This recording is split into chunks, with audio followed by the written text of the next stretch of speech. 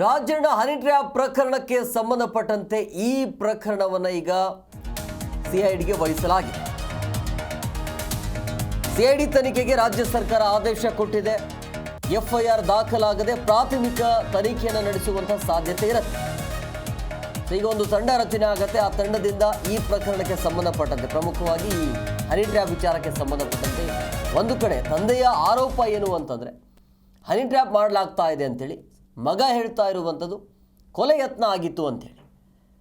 ಈ ಎರಡು ಆಯಾಮದ ಮುಖಾಂತರ ತನಿಖೆ ಆಗುತ್ತೆ. ಸೊ ಒಂಥರ ದ್ವಂದ್ವ ಹೇಳಿಕೆಗಳು ಅನ್ನಿಸ್ತಾ ಇದೆ ಮೇಲ್ನೋಟಕ್ಕೆ.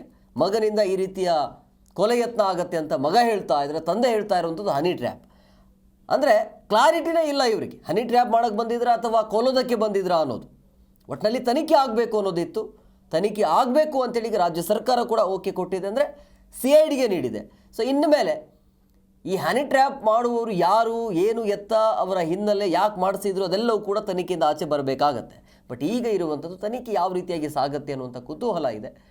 48-49 ಜನರ CD ಇದೆ ಅಂತ ಹೇಳಲಾಗ್ತಾ ಇದೆ. ಸೊ ಅವರೆಲ್ಲರೂ ಕೂಡ ಹೊರಗಡೆ ಬರ್ತಾರೆ. ಅವರೆಲ್ಲರ ಬಂಡವಾಳ ಹೊರಗಡೆ ಬರುತ್ತಾ, ಏನು ಎತ್ತ ಅನ್ನೋದು ಕಾದು ನೋಡಬೇಕು. ಒಟ್ಟಿನಲ್ಲಿ ಈ ಹನಿ ಟ್ರ್ಯಾಪ್ ಪ್ರಕರಣ ಏನಿದೆಯಲ್ಲ, ಕೇಸ್ ಏನಿದೆಯಲ್ಲ, ಈಗ ಸಿಐಡಿ ಹೆಗಲಿಗೆ ನೀಡಲಾಗಿದೆ. ಸಿಐಡಿ ತನಿಖೆಗೆ ರಾಜ್ಯ ಸರ್ಕಾರ ಆದೇಶ ಕೊಟ್ಟಿದೆ. ಎಫ್ಐಆರ್ ಆಗಿಲ್ಲ, ಆದರೆ ಪ್ರಾಥಮಿಕ ತನಿಖೆ ಮಾಡುವಂಥ ಸಾಧ್ಯತೆ ಇರುತ್ತೆ. ತುಮಕೂರಿನಲ್ಲಿ ಈ ಪ್ರಕರಣವನ್ನು ದಾಖಲು ಮಾಡಿಕೊಳ್ಬೇಕಾಗತ್ತೆ. ಸೊ ಅಲ್ಲಿ ತುಮಕೂರಿನಲ್ಲಿ ಕಂಪ್ಲೇಂಟ್ ರೈಸ್ ಆಗುತ್ತೆ. ಅಲ್ಲಿಂದ ತನಿಖೆ ಶುರುವಾಗುವಂಥ ಸಾಧ್ಯತೆ ಇರುತ್ತೆ.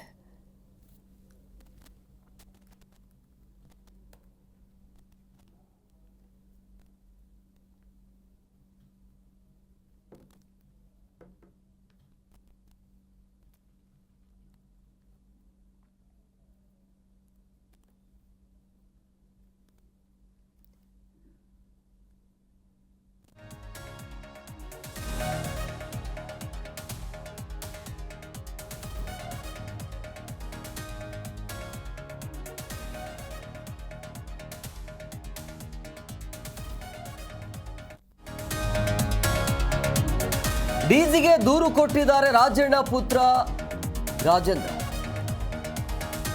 ಡಿಜಿ ಮತ್ತೆ ಐಜಿಪಿಗೆ ಲಿಖಿತ ದೂರನ್ನು ಕೊಟ್ಟಿದ್ದೀನಿ ಅಂತ ಹೇಳಿಕೆಯನ್ನು ಕೊಟ್ಟಿದ್ದಾರೆ. ಪ್ರಕರಣದ ಆಡಿಯೋವನ್ನು ಕೂಡ ನಾನು ಕೊಟ್ಟಿದ್ದೇನೆ ಅಂತ ಜಿಲ್ಲಾ ವ್ಯಾಪ್ತಿಯ SP ಗೆ ದೂರನ್ನು ಕೊಡಲು ಡಿಜಿ ಅವರು ಹೇಳಿದ್ದಾರೆ. ಸೊ ಹಂಗಾಗಿ SP ಗೂ ಕೂಡ ನಾವು ದೂರನ್ನು ಕೊಡ್ತೀವಿ ಅಂತೇಳಿ. ಸೊ ನಾಳೆ ತುಮಕೂರು SP ಗೆ ದೂರನ್ನು ಕೊಡ್ತೀವಿ ಅಂತ ಹೇಳಿಕೆಯನ್ನು ಕೊಟ್ಟಿದ್ದಾರೆ. ಅಂದರೆ ಡಿಜಿಗೆ ದೂರು ಕೊಟ್ಟಾದ ಬಳಿಕ MLC ರಾಜೇಂದ್ರ ಈ ರೀತಿಯಾಗಿ ಹೇಳಿಕೆಯನ್ನು ಕೊಟ್ಟಿದ್ದಾರೆ. ರಾಜಣ್ಣ ಸಹ ಅವರ ಪ್ರಕರಣಕ್ಕೆ ಸಂಬಂಧಪಟ್ಟಂದರೆ ಹನಿ ಟ್ರ್ಯಾಪ್, ತಂದೆ ಹೇಳ್ತಾ ಇರೋದು ಹನಿ ಟ್ರ್ಯಾಪ್, ಮಗ ಹೇಳ್ತಾ ಇರೋದು ಕೊಲೆ ಯತ್ನ ಅಂತೇಳಿ. ಸೊ ಎರಡು ಆಯಾಮದ ಮುಖಾಂತರ ತನಿಖೆ ಆಗಬೇಕಾಗುತ್ತೆ. ಆದರೆ ಮಗ ಕೊಡ್ತಾ ಇರೋಂಥ ದೂರು ಏನು, ಕೊಲೆ ಯತ್ನ ಆಗಿತ್ತು ಅಂತೇಳಿ. ಬರ್ತ್ಡೇ ಕಾರ್ಯಕ್ರಮಕ್ಕೆ, ಅಂದರೆ ನಾಮಕರಣನೋ ಬರ್ತ್ಡೇ ಕಾರ್ಯಕ್ರಮಕ್ಕೆ ಯಾರೋ ಬರ್ತಾರೆ, ಶಾಮಿಯಾನ ಹಾಕೋದಕ್ಕೆ ಬರ್ತಾರೆ, ಆ ಟೈಮಲ್ಲಿ ಕೊಲೆ ಯತ್ನ ಆಗತ್ತೆ ಅಂತೇಳಿ. ಜೊತೆಗೆ ನನ್ನ ಮೇಲೂ ಕೂಡ ಹನಿ ಟ್ರ್ಯಾಪ್ ಪ್ರಯತ್ನ ನಡೆದಿದೆ ಅನ್ನೋದನ್ನು ಕೂಡ ಹೇಳಿದ್ದಾರೆ. ಸೊ ನೋಡಬೇಕು ಯಾವ ರೀತಿಯಾಗಿ ತನಿಖೆ ಆಗತ್ತೆ ಅಂತೇಳಿ.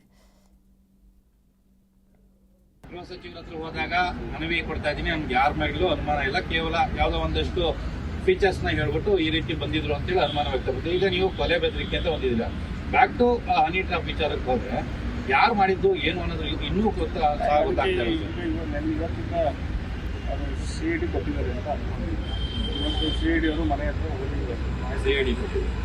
ಮನೆ ಹತ್ರ ಹೋಗಿ ಅಲ್ಲಿ ಇದ್ದಂಥ ಯಾರು ಮನೆ ಸ್ಟಾಫ್ ಇದ್ದಾರೆ ಅವ್ರಿಗೆ ಯಾರ್ಯಾರು ಬಂದಿದ್ರು ಏನು ಅಂತ ಅವರು ತನಿಖೆ ಪ್ರಾರಂಭ ಮಾಡಿದ್ದಾರೆ.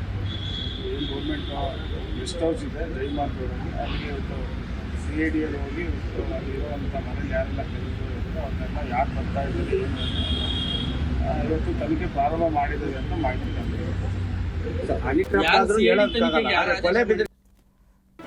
ಜಿ ಕನ್ನಡ ನ್ಯೂಸ್ ಈಗ ನಿಮ್ಮ ಮನೆಯಲ್ಲೇ ನೋಡಿ. ಎಲ್ಲ ಕೇಬಲ್ಗಳಲ್ಲಿ ಈಗ ಲಭ್ಯ.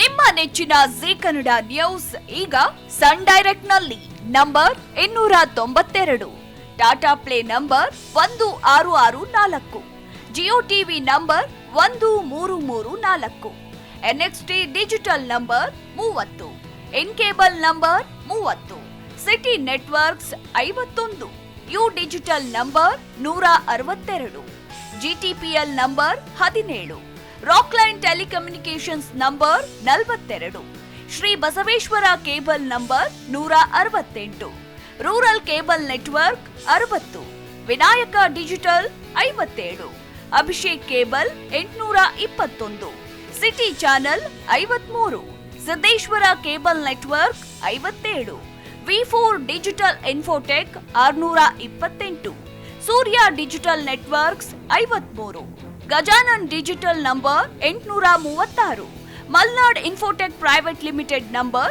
56, Metrocast number 830, Victory digital number 167ರಲ್ಲಿ ನೋಡಿ ಆನಂದಿಸಿ.